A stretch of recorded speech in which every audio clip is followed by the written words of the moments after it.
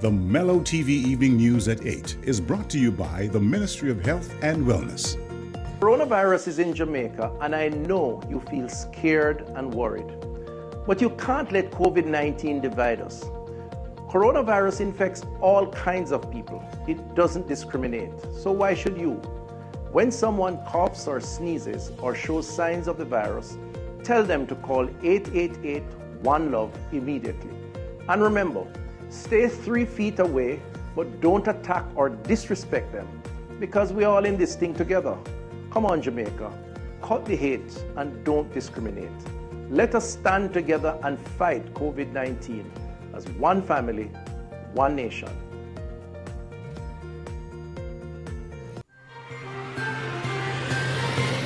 Tonight, one of the suspected robbers in a daring heist at the JAMAICA Bank in Westmoreland yesterday has been taken into custody.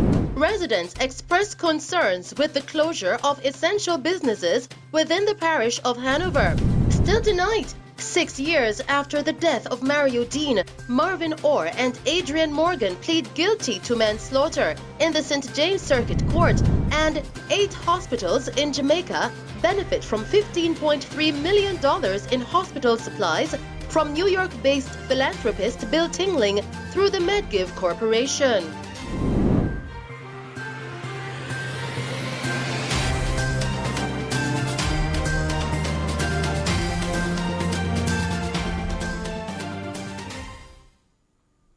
Good evening. In breaking news, Jamaica has recorded 1 new case of COVID-19 in the last 24 hours. This takes to 856 the total number of confirmed cases on the island. The new case, which has been classified as imported, is an adult female from Clarendon. There are now 321 imported cases, 246 cases that are contacts of confirmed cases, 44 locally transmitted cases not epidemiologically linked, 236 cases that are related to the workplace cluster in St. Catherine, and 9 cases under investigation. Still tonight, one of the suspected robbers in a daring heist at a JAMAICA bank located in Westmoreland yesterday has been taken into custody. The man was held with a 9mm pistol today in the parish. We spoke with a taxi operator whose car was stolen during the robbery. More in this report with Tamara McHale. Following a robbery at the Jamaica National Bank money shop in White House, Westmoreland yesterday morning, the getaway car has since been recovered. The taxi operator, whose vehicle was stolen by the alleged robbers, explained what transpired leading up to the car being stolen. Loading my taxi to go south. I stand up on my car side to the passenger side. I see a man come to me with something through, like a towel or a shirt through over my hand. But what happened, he juke me on my side. So when I feel it's tough, something juke me on my side. I frightened because I checked that one of my taxi man played with me, but he juke me hard. So when he juke me hard, I spin on. And my response was, man, you try that to juke me hard, you know. You understand? So by the time I said that, I'm going to see him just lift up his shirt off the gun. And I said, this is a robbery and a field car that we want. Exactly what they use. This is a robbery and a field car that we want the key. So when he said that, I start step back because the man behind me sell juice. So I step back to see if I can go back to him to get more people attention. The other man, the second man, when I step back, the second man come and juke me in my neck. That was the second man. Hard in my neck. Very hard with the gun. And when he juke me in my neck, he used a bad word and say, I can't kill you one. But when I move off, one go on the front, one go on the passenger side at the front. One a driver, one a passenger in the front. A third man jumping at the back of the car. The taxi operator, in commending the police officers that responded to the robbery, explained how the vehicle was recovered. When we rushed to the station, the Jeep was not there. So we jump in our taxi man car. I tell him what happened up there. I rush out to the station there. We jump in our taxi man car and say, rush with me. We're going to chase me car, gunman just take you. And he said, no, you know, run down no gunman because I don't have a gun. We run a different taxi man car and he said, no. So then give him to my brother. But what really happened now, the response of the police, we have to give them a thumbs up.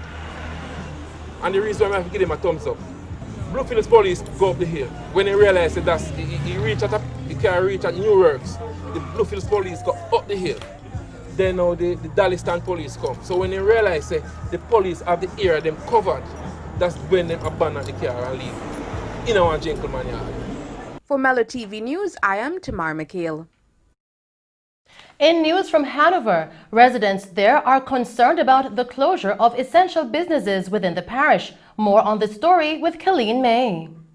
Following some businesses moving out of Hanover, residents are raising concerns over major inconvenience this has caused them, especially for the elderly. So we have to go travel, we take transportation to go so far for do those. Not everybody can afford that. And I know everybody have money in a bank to do all them online banking and all, those things. I think that the online banking, it's not every one of the elder person gonna get used to it.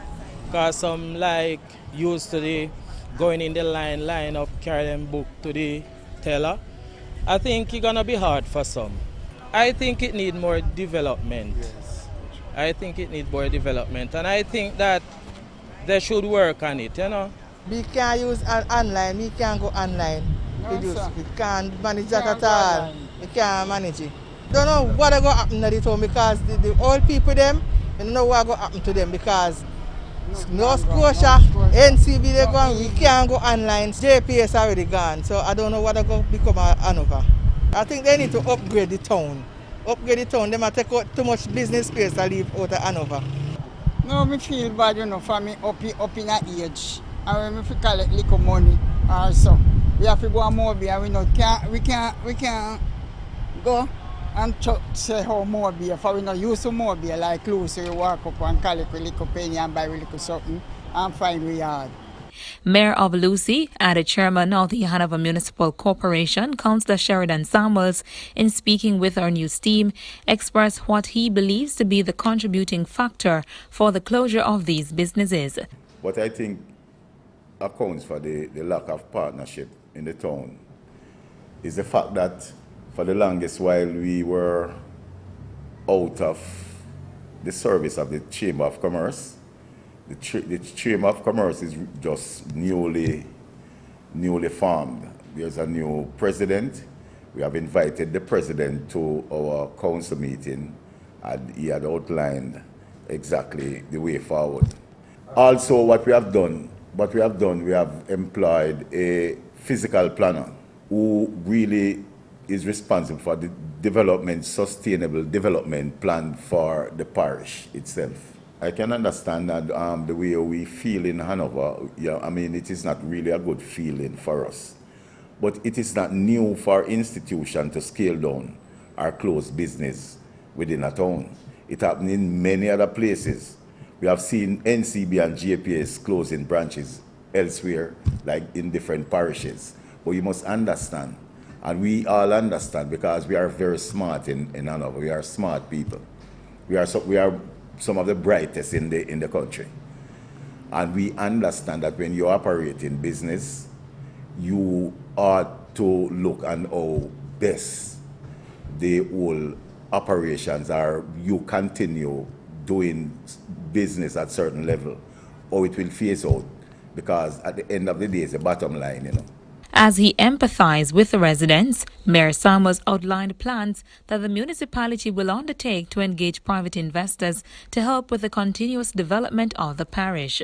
So if the business or the company say they need to pull out, yes, they would have to do that. But on the other side of it, the moral side of it, within the parish itself, we are a very small parish.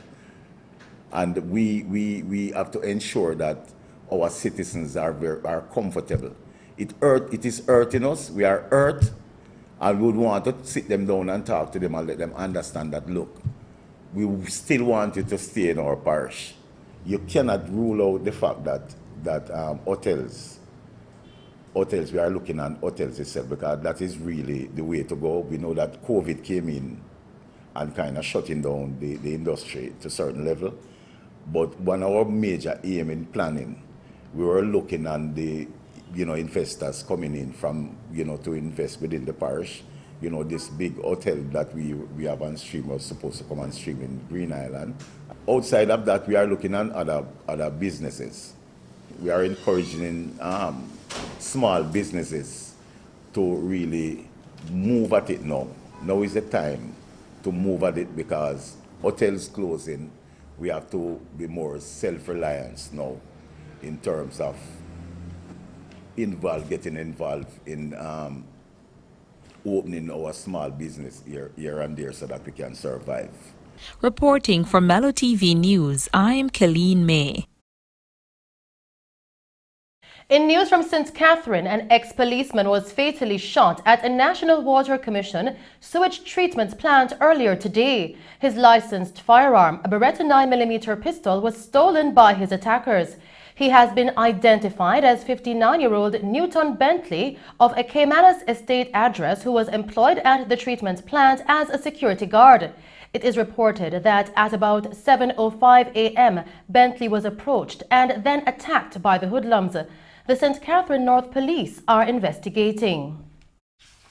In news from St. Anne, detectives have charged 38-year-old Peter Henry, otherwise called Warrior, of Walkerswood for murder following a mob killing on June 8. Henry was charged in the mob killing of 17-year-old Romaine Archibald of a Clarendon address. Reports from the Monique Police coming into our news center are that at about 6 p.m., Archibald attacked and shot 37-year-old Orette Henry while he was walking along the roadway in Walkerswood. Residents who were alerted to the incident apprehended Archibald and subsequently chopped and stoned him. The police were summoned and both Archibald and Henry were taken to the hospital where they were pronounced dead. A 9mm pistol was taken from Archibald. Peter Henry was charged with murder yesterday and is to appear in the St. Anne Parish Court on Friday. Investigations into both incidents are ongoing. Meanwhile, the residents who took issue with the actions of the police blocked the main road linking Monique and Ocho yesterday in protest against the arrest of Peter Henry. They also blocked the main road leading through the community. The police subsequently intervened and cleared the roadblock.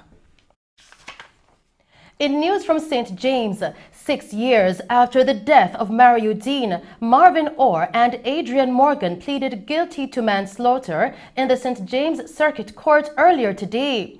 DEANE was brutally beaten on August 3, 2014 while in custody at the Barnett Street Police Station in the parish. Orr and Morgan, who were also in custody at the Barnett Street lockup at the time, were subsequently arrested and charged along with a third inmate, Damien Cargill. In July of 2017, Cargill was deemed unfit to stand trial and was released into the care of his family. 3 police officers, Corporal Elaine Stewart and Constables Juliana Clevon and Marlon Grant, were arrested and charged with manslaughter, misconduct in a public office, and perverting the course of justice in relation to Deane's death. They are scheduled to stand trial on September 21. Still tonight, vendors are expressing concerns following the closure of some entry points to the Pernell Charles Arcade. Here is Colleen May with more on this story. Vendors at the Pernell Charles Arcade in downtown Kingston are calling on the relevant authorities to reopen the gates to allow more access to the space as the closure is causing a reduction in sales. Following our visit earlier today at the arcade, one vendor explained that having limited access to the space is causing vendors to lose customers. The gates are affecting the livelihood of my colleagues. Yes, it is killing, especially on that side, the gate one by Last Street. Because if I'm a customer and I'm passing and I see something through the gate, by the time I come all the way around to come there, I will see someone else or something else, and I'm going to lose that sale. We'd like it to be reopened immediately. Municipal Commandant at the KSAMC, Dwayne Anderson, following his visit to the arcade, explained the reasons behind the closure of some of the gates. I have just conducted a walkthrough of the Pernell Charles Arcade, where I was in consultation with the vendors who shared a very vivid concern of the closure of several gates at the facility. Currently, based on information, we had to do an assessment of the facility, and the recommendation was that several of the gates are to be closed, only leaving 2. The vendors are of mixed feelings at this moment. Some are with the program of the gates being closed, some are not with it, basically on the fact that they would have been affected directly by the closure. Mr. Anderson further said that the gates will be reopened as soon as concerns are addressed. Once all these concerns have been addressed adequately, in short order, we'll be reopening all the gates. In the fact of a fire, we have security personnel standing by at these closed gates to immediately open them at a moment's notice of any urgency. Reporting for Mello TV News, I'm Colleen May. In news from the capital, 2 employees at the Andrews Memorial Hospital are to undergo testing for COVID-19 after a patient with whom they came into contact tested positive for the virus.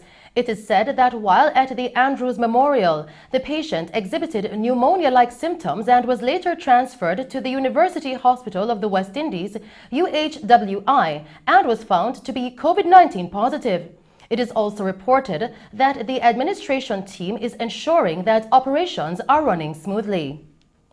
Meanwhile, 8 hospitals across Jamaica have benefited from $15.3 million in hospital supplies from New York-based philanthropist Bill Tingling through his MEDGIVE Corporation.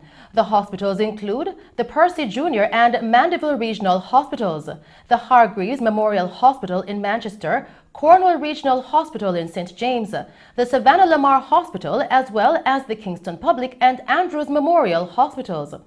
The supplies that include 120 buckets of assorted surgical instruments and 50 boxes of barred Foley catheters were officially handed over last Thursday on the grounds of the Mandeville Regional Hospital. CEO of Mandeville Regional Hospital, Alwyn Miller, expressed gratitude to Mr. Tingling and his MEDGIVE Corporation for the supplies. Still making news tonight, Tourism Minister Edmund Bartlett says small and medium tourism enterprises, SMTEs, have a key role to play in reviving the economy in the aftermath of the fallout caused by the COVID-19 pandemic. Speaking recently at the virtual staging of the Tourism Ministry's signature Christmas in July trade show, Minister Bartlett said, and I quote, "The Tourism Linkages Network, through initiatives such as Christmas in July, is playing a crucial role in this recovery process by stimulating well-needed economic activity through partnerships." End quote. The minister stressed that everyone has a role to play in rebuilding the economy, and Christmas in July provides an avenue for suppliers to begin to earn again and do their part in rejuvenating the economy. Christmas in July is an exhibition of locally produced corporate gifts and souvenir items that will enable local entrepreneurs to benefit more from the linkage opportunities available in the tourism industry. And those were the stories making news. I'll return with a recap. We'll now take a break and then join Christopher Scott with sports.